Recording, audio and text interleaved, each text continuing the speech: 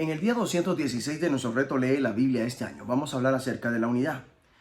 Hace algunos años tuve una conversación con un amigo mío que no es cristiano, el cual me decía: no lo entiendo, ustedes protestantes y católicos me parecen exactamente iguales. Ambos tienen unos edificios que llaman iglesias que parecen iguales, ambos dicen la oración del Señor y hacen cosas con el vino y el pan. No tengo ni idea de en qué consiste su desacuerdo, pero sea lo que sea, es algo que no tiene nada que ver con mi vida. Mientras sigan peleando entre ustedes, no me interesa lo que tengan que ofrecer. Me di cuenta de lo dañina que es la falta de unidad para la iglesia y nuestro testimonio para el mundo. No es de extrañar que Jesús orara pidiendo la perfección en la unidad. Juan 17:23. El apóstol Pablo sintiera apasionadamente que deberíamos estar completamente unidos. 1 Corintios 1:10. La unidad está en el núcleo de nuestra fe. Creemos en un solo Dios, Padre, Hijo y Espíritu Santo. Hay unidad en la Trinidad. Por otro lado, la desunión ha sido la maldición de la humanidad desde que Adán y Eva cayeron en el pecado. Jesús murió para traer reconciliación y unidad. Gracias a Dios que hoy en todo el mundo estamos viendo una disminución de las barreras denominacionales y una gran unidad en la iglesia. Proverbios 19, versículos 3 al 12 dice lo siguiente: la insensatez del hombre tuerce su camino, y luego contra Jehová se irrita su corazón. Las riquezas traen muchos amigos, mas el pobre es apartado de su amigo. El testigo falso no quedará sin castigo, y el que habla mentiras no escapará. Muchos buscan el favor del generoso, y cada uno es amigo del hombre que da. Todos los hermanos del pobre le aborrecen, cuanto más sus amigos se alejarán de él. Buscará la palabra y no la hallará. El que posee entendimiento ama su alma. El que guarda la inteligencia hallará el bien. El testigo falso no quedará sin castigo, y el que habla mentiras perecerá. No conviene al necio el deleite, cuanto menos al siervo ser señor de los príncipes. La cordura del hombre detiene su furor, y su honra es pasar por alto la ofensa. Como rugido de cachorro de león es la ira del rey, y su favor como el rocío sobre la hierba. Proverbios 19, versículos 3 al 12, nos habla acerca de la unidad en las relaciones. En este pasaje se encuentra un proverbio que tiene una importancia máxima para la unidad en nuestras relaciones. El buen juicio al hombre paciente, su gloria es pasar por alto la ofensa. Este versículo me ha desafiado en muchos momentos de mi vida. Es fácil ofenderse y guardar cuenta del mal, así como buscar venganza. Si una ofensa es respondida así, puede llevar a la ruptura de una relación y acabar con una amistad. Por otro lado, hay algo grandioso en el hecho de pasar por alto una ofensa, lo cual significa negarse a sentirse ofendido. Significa negarse a guardar cuenta del mal y a tomar venganza. Es difícil hacerlo, pero es crucial si queremos mantener la unidad en nuestras relaciones.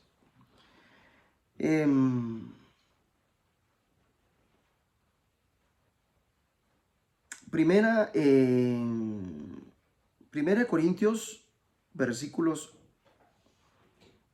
1 al 17. Pablo, llamado a ser apóstol de Jesucristo por la voluntad de Dios, y el hermano Sóstenes, a la iglesia de Dios que está en Corinto, a los santificados en Cristo Jesús, llamados a ser santos con todos los que en cualquier lugar invocan el nombre de nuestro Señor Jesucristo, Señor de ellos y nuestro. Gracia y paz a vosotros, de Dios nuestro Padre y del Señor Jesucristo. Gracias doy a mi Dios siempre por vosotros, por la gracia de Dios que os fue dada en Cristo Jesús.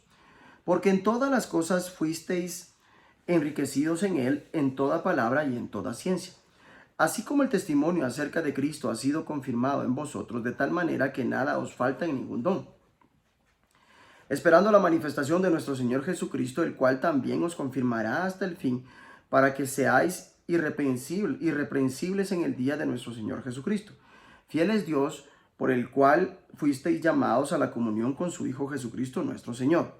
Os ruego pues, hermanos, por el nombre de nuestro Señor Jesucristo, que habléis todos una misma cosa, y que no haya entre vosotros divisiones, sino que estéis perfectamente unidos en una misma mente y en un mismo parecer.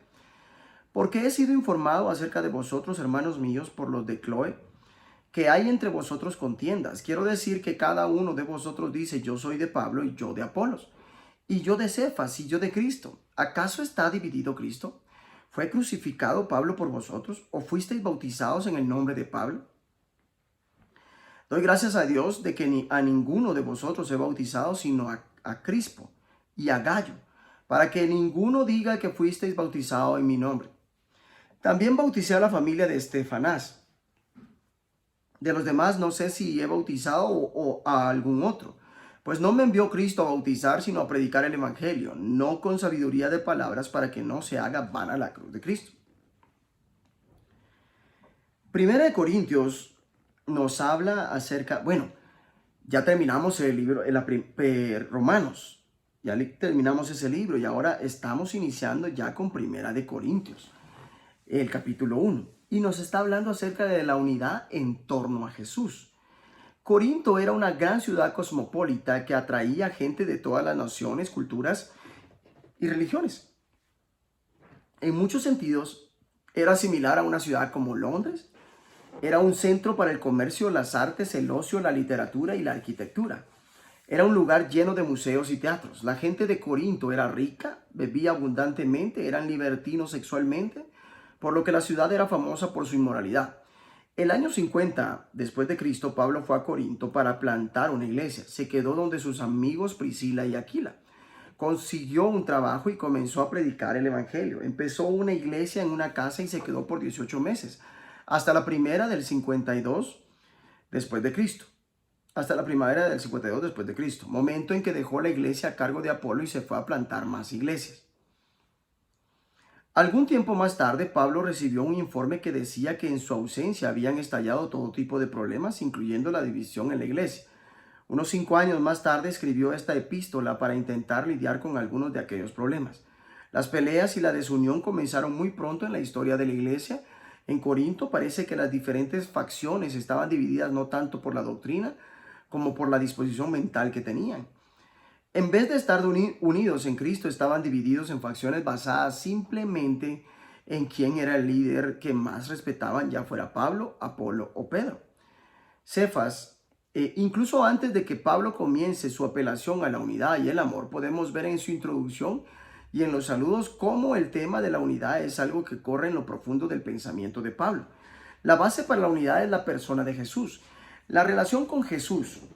Pablo escribe a los que han sido santificados en Cristo Jesús y llamados a ser su santo pueblo, junto con todos los que en todas partes invocan el nombre de nuestro Señor Jesucristo, Señor de ellos y de nosotros. Todo cristiano que hay en el mundo es alguien que es santificado en Jesús y que invoca el nombre de nuestro Señor Jesús. Cristo no está dividido y tampoco nosotros debemos estar divididos. Compartimos un mismo Señor.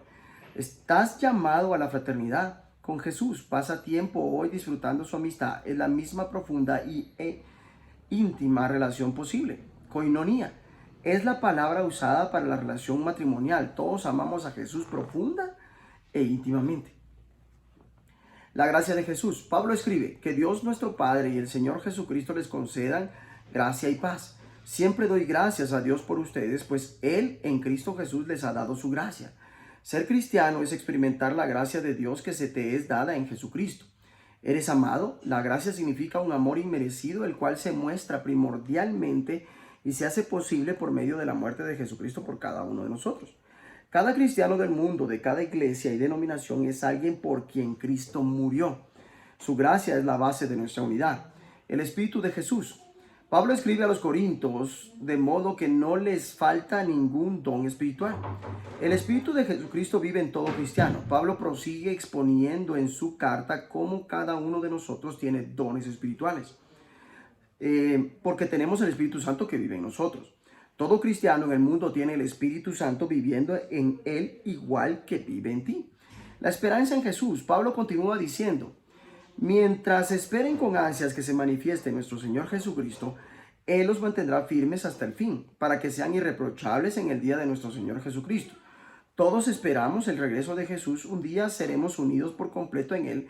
Entre tanto, tenemos una esperanza común. Pablo tiene pasión por esta unidad. Escribe: los exhorto, pues, hermanos, por el nombre de nuestro Señor Jesucristo, a que se pongan de acuerdo y que no haya más disensiones entre ustedes, sino que estén perfectamente unidos en la misma mente y en el mismo parecer. No se contenta con una unidad superficial, sino que llama a la unidad perfecta. Puede que no veamos la unidad completa de la iglesia en el tiempo de nuestra vida, pero no debemos conformarnos con menos. Ora por ello y busca hacer todo lo que puedas para hacerla posible. Jesús oró para que seamos llevados a la unidad completa. Ahora veamos Primera de Crónicas, capítulo 16 del 37 en adelante. Y de allí delante del arca del pacto de Jehová a Asaf y a sus hermanos para que ministrasen de continuo delante del arca cada cosa en su día, y a Obed-edom y a sus 68 hermanos, y a Obed-edom hijo de Jedutún, y a Osa como porteros, asimismo al sacerdote Sadoc, y a los sacerdotes sus hermanos, delante del tabernáculo de Jehová en el lugar alto que estaba en Gabaón, para que sacrificasen continuamente a mañana y tarde holocaustos a Jehová en el altar del holocausto, conforme a todo lo que está escrito en la ley de Jehová, que él prescribió a Israel, y con ellos a Emán, a Jedutún y a los otros escogidos declarados por sus nombres, para glorificar a Jehová, porque es eterna su misericordia. Con ellos a Emán y a Jedutún, con trompetas y címbalos para los que tocaban, y con otros instrumentos de música de Dios, y a los hijos de Jedutún para porteros. Y todo el pueblo se fue cada uno a su casa, y David se volvió para bendecir su casa. Primera de Crónicas 17. Pacto de Dios con David. Aconteció que morando David en su casa, dijo David al profeta Natán, que he aquí yo habito en casa de cedro, y el arca del pacto de Jehová debajo de cortinas. Y Natán dijo a David, haz todo lo que está en tu corazón, porque Dios está contigo. En aquella misma noche vino palabra de Dios a Natán diciendo, ve y di a David mi siervo, así ha dicho Jehová, tú no me edificarás casa en que habite, porque no he habitado en casa alguna desde el día que saqué a los hijos de Israel hasta hoy. Antes estuve de tienda en tienda y de tabernáculo en tabernáculo, por donde quiera que anduve con todo Israel. Hablé una palabra a algunos de los jueces de Israel, a los cuales mandé que apacentasen a mi pueblo, para decirles, ¿por qué no me edificáis una casa de cedro? Por tanto, ahora dirás a mi siervo David, así ha dicho Jehová de los ejércitos, yo te tomé del redil de detrás de las ovejas para que fueses príncipe sobre mi pueblo Israel, y he estado contigo en todo cuanto has andado, y he cortado a todos tus enemigos de delante de ti, y te haré gran nombre, como el nombre de los grandes en la tierra. Asimismo he dispuesto lugar para mi pueblo Israel, y lo he plantado para que habite en él, y no sea más removido, ni los hijos de iniquidad lo consumirán más como antes. Y desde el tiempo que puse los jueces sobre mi pueblo Israel, más humillaré a todos tus enemigos, te hago saber además que Jehová te edificará casa. Y cuando tus días sean cumplidos para irte con tus padres, levantaré descendencia después de ti, a uno de entre tus hijos, y afirmaré su reino. Él me edificará casa, y yo confirmaré su trono eternamente. Yo le seré por padre, y él me será por hijo. Y no quitaré de él mi misericordia como la quité de aquel que fue antes de ti, sino que lo confirmaré en mi casa y en mi reino eternamente. Y su trono será firme para siempre. Conforme a todas estas palabras y conforme a toda esta visión, así habló Natán a Moisés, a David. Y entró el rey David y estuvo delante de Jehová y dijo, Jehová Dios, ¿quién soy yo y cuál es mi casa para que me hayas traído hasta este lugar? Y aún esto, oh Dios, te ha parecido poco, pues que has hablado de la casa de tu siervo para tiempo más lejano, y me has mirado como a un hombre excelente, oh Jehová Dios. ¿Qué más puede añadir David pidiendo de ti para glorificar a tu siervo? Mas tú conoces a tu siervo, oh Jehová, por amor de tu siervo y según tu corazón. Has hecho toda esta grandeza para hacer notorias todas tus grandezas. Jehová, no hay semejante a ti, ni hay Dios sino tú, según todas las cosas que hemos oído con nuestros oídos. ¿Y qué pueblo hay en la tierra como tu pueblo Israel, cuyo Dios fuese y se redimiese un pueblo, para hacerte nombre con grandezas y maravillas, echando a las naciones de delante de tu pueblo que tú rescataste de Egipto? Tú has constituido a tu pueblo Israel por pueblo tuyo para siempre, y tú, Jehová, has venido a ser su Dios. Ahora pues, Jehová, la palabra que has hablado acerca de tu siervo y de tu casa sea firme para siempre, y haz como has dicho. Permanezca pues, y sea engrandecido tu nombre para siempre, a fin de que se diga, Jehová de los ejércitos, Dios de Israel, es Dios para Israel. Y sea la casa de tu siervo David firme delante de ti, porque tú, Dios mío, revelaste al oído a tu siervo que le has de edificar casa. Por eso ha hallado tu siervo motivo para orar delante de ti. Ahora pues, Jehová, tú eres el Dios que has hablado de tu siervo esté bien. Y ahora has querido bendecir la casa de tu siervo para que permanezca perpetuamente delante de ti, porque tú, Jehová, la has bendecido y será bendita para siempre. Primera de Crónicas 18. David extiende sus dominios. Después de estas cosas aconteció que David derrotó a los filisteos y los humilló y tomó a Gad y sus villas de mano de los filisteos. También derrotó a Moab y los moabitas fueron siervos de David, trayéndole presentes. Asimismo derrotó David a Hadad-ezer, rey de Soba, en Hamat, yendo a asegurar su dominio junto al río Éufrates. Y le tomó David 1000 carros, 7000 a caballo y 20,000 hombres de a pie. Y desjarretó David los caballos de todos los carros, excepto los de 100 carros que dejó. Y viniendo los sirios de Damasco en ayuda de Hadad-ezer, rey de Soba, David hirió de ellos 22,000 hombres. Y puso David guarnición en Siria de Damasco, y los sirios fueron hechos siervos de David, trayéndole presentes. Porque Jehová daba la victoria a David donde quiera que iba. Tomó también David los escudos de oro que llevaban los siervos de Hadad-ezer, y los trajo a Jerusalén. Asimismo de Tibnat y de Cun, ciudades de Hadad-ezer, tomó David muchísimo bronce, con el que Salomón hizo el mar de bronce, las columnas y utensilios de bronce. Y oyendo Toi, rey de Hamat, que David había deshecho todo el ejército de Hadad-ezer, rey de Soba, envió a Adoram, su hijo, al rey David, para saludarle y bendecirle por haber peleado con Hadad-ezer y haberle vencido. Bendecirle por haber peleado con Hadad-ezer y haberle vencido, porque Toi tenía guerra contra Hadad-ezer. Le envió también toda clase de utensilios de oro, de plata y de bronce, los cuales el rey David dedicó a Jehová, con la plata y el oro que había tomado de todas las naciones de Edom, de Moab, de los hijos de Amón, de los filisteos y de Amalek.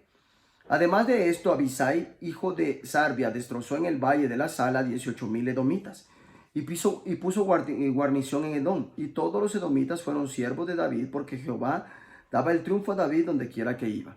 Oficiales de David. Reinó David sobre todo Israel y juzgaba con justicia a todo su pueblo. Y Joab, hijo de Sarbia, era general del ejército. Y Josafat, hijo de Ahilud, canciller, Sadoc, hijo de Ahitob, y Abimelech, hijo de Abiatar, eran sacerdotes, y Sapsa, secretario. Y Benaía, hijo de Joiada, estaba sobre los cereteos y peleteos, y los hijos de David eran los príncipes cerca del rey. Primera de Crónicas 16 a 17 y 18 también nos está dando el mensaje acerca de la unidad bajo un rey.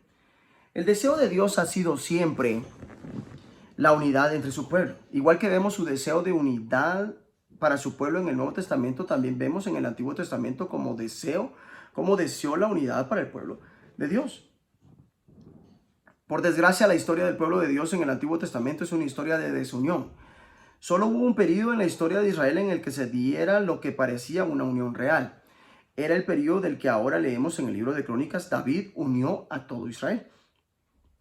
Aquel fue un periodo de gran bendición para el pueblo de Dios. Natán le dijo a David: haga su majestad lo que su corazón le dicte, pues Dios está con usted. En todas las campañas de David el Señor le daba la victoria. David reinó sobre todo Israel, gobernando al pueblo entero con justicia y rectitud. Esta unidad continuó en el reino de Salomón. El cronista ve la unidad de este periodo como el ideal. Al escribir cientos de años después, no veía con ingenuidad las caídas del rey David, y tampoco fue lento en señalar las tentaciones de Salomón que aceleraron el final de aquella época dorada. Tentaciones de oro, caballos y muchas mujeres.